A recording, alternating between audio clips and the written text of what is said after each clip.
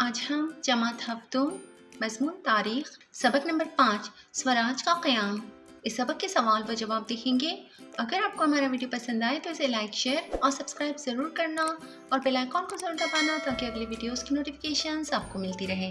तो चलिए शुरू करते हैं सबक नंबर 5 स्वराज का क़याम सवाल व जवाब। सवाल नंबर 1 है, ग्रोह में शामिल न होने वाला लफ्ज़ तलाश करके लिखिए। उसका नंबर 1 है पूना, सूपा, चाकन, बंगलुरु। तो इनमें से जो अलग लफ्ज़ है वो हमें जवाबात में लिखना होगा बंगलुरु। नंबर 2 फल्टन के जाधव, जावली के मोरे, मधूल के घोर पड़े, सावंतवाड़ी के सावन। तो इसका जवाब हमें लिखना होगा फल्टन के जाधव। नंबर 3 तोड़ना, मुरनत्यो, सिंहगढ़ और सिंधुदुर्ग। तो इसका जवाब हमें लिखना होगा सिंधुदुर्ग। तो इस तरह से इन अल्फाज को हमें अलग करके लिखना होगा। अब सवाल नंबर 2 है, आइए लिखें। उसका नंबर 1 है, जीजाबाई ने शिवाजी महाराज को जिन बातों की तालीम दी उसकी तफसील लिखिए। तो इसका जवाब इस तरह लिखा है मैंने, जीजाबाई ने शिवाजी महाराज को दर्जसील तालीम दी।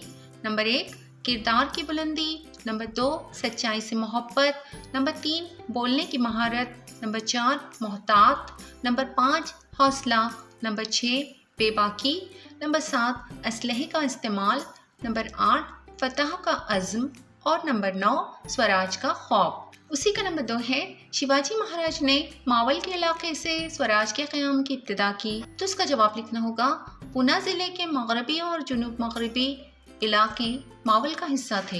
ये इलाका पहाड़ियों, वादियों और दर्रों का इलाका होने की वजह से इंतहाई दुश्वार गुजार था। इस जोग्राफियाई हालत की वजह से शिवाजी महाराज ने स्वराज के क़याम की कोशिशें मावल के इलाके से शुरू की। उसी का नंबर 3 है, शिवाजी महाराज के साथियों और मुआविनीन की फहरिस्त बनाइए। तो इसका जवाब इस तरह लिखना होगा, स्वराज के क़याम के काम में शिवाजी महाराज को उनके इन साथियों और मुआविनीन ने मदद की।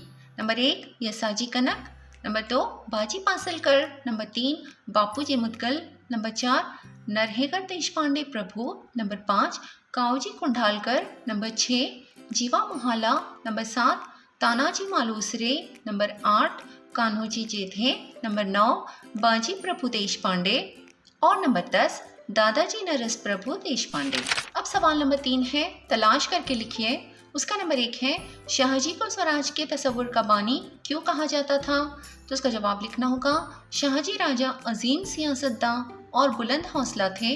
जुनूबी भारत में बड़ा इलाका फतह करने की वजह से उनका ज़बरदस्त रौब था। उनकी शदीद ख्वाहिश थी कि गैरों की हुक्मरानी ख़त्म करके स्वराज कायम किया जाए। इसलिए उन्होंने शिवाजी महाराज को हुक्मरान बनाने के लिए उनकी उम्दा तालीम का इंतज़ाम किया था।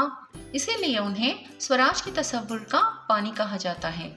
उसी का नंबर 2 है, शिवाजी महाराज ने बहरी बेड़े की तैयारी पर तवज्जो क्यों दी। तो इसका जवाब इस तरह लिखना होगा, शिवाजी महाराज ने कल्याण और भिवंडी के इलाके फतह कर लिए। मगरबी साहिल पर सिद्दी, पुर्तगाली और अंग्रेज जैसे गैर मुल्की हुक्मरानों का कब्जा था। शिवाजी महाराज इस बात को समझ गए कि इन हुकूमतों से टक्कर लेने के लिए मजबूत बहरी बेड़ा तैयार करना होगा। इसलिए उन्होंने बहरी बेड़े की तैयारी पर तवज्जो दी। अब उसी का नंबर 3 है, शिवाजी महाराज ने आदिल शाह के साथ मुआहिदा क्यों कर लिया। तो इसका जवाब लिखना होगा, शिवाजी महाराज पर काबू पाने के लिए आदिल शाह ने सिद्दी जौहर को भेजा, जिसने पन्हाला के किले का मुहासिरा कर लिया। उसी वक्त मुगल शहंशाह औरंगजेब ने शाइस्ता खान को जुनूबी भारत की मुहिम पर रवाना किया। मुहासिरे से निकलकर जब महाराज विशालगढ़ पहुंचे, उसी वक्त शाइस्ता खान ने पूना पर हमला कर दिया। शिवाजी महाराज के जहन में ये बात आई कि एक ही वक्त में 2 दुश्मनों से लड़ना मुनासिब नहीं होगा। इसलिए शिवाजी महाराज ने आदिल शाह के साथ मुआहिदा कर लिया। उसी का नंबर 4 है, शिवाजी महाराज पन्हाला के किले से किस तरह फरार हुए। तो उसका जवाब इस तरह लिखना होगा, सिद्दी जौहर के मुहासिरे से निकलना मुमकिन न रहा तो शिवाजी महाराज ने सिद्दी से मुसालिहत की बातचीत शुरू की। इस वजह से मुहासिरे में नरमी पैदा हो गई। शिवाजी महाराज ने इस नरमी का फायदा उठाया। उनकी तरह दिखाई देने वाला शिवा काशिद नौजवान महाराज की शबाहत इख्तियार करके पालकी में बैठ गया। पालकी राजदिंडी दरवाजे से बाहर निकली। इसी दरमियान शिवाजी महाराज अपने साथियों के साथ दूसरे दुश्वार गुजार रास्ते से किले के बाहर निकले और मुहासिरे से निकलकर विशालगढ़ की तरफ चले गए। तो उम्मीद है आप लोगों को इस सबक के तमाम सवालात के जवाब अच्छी तरह से समझ में आ गए होंगे। इससे आगे के तमाम असबाब के वीडियोस मैं ऑलरेडी अपलोड कर चुकी हूँ, आपको वो सारे वीडियोस प्लेलिस्ट में मिल जाएंगे। तो अगले वीडियो में फिर मिलते हैं। अल्लाह हाफिज़।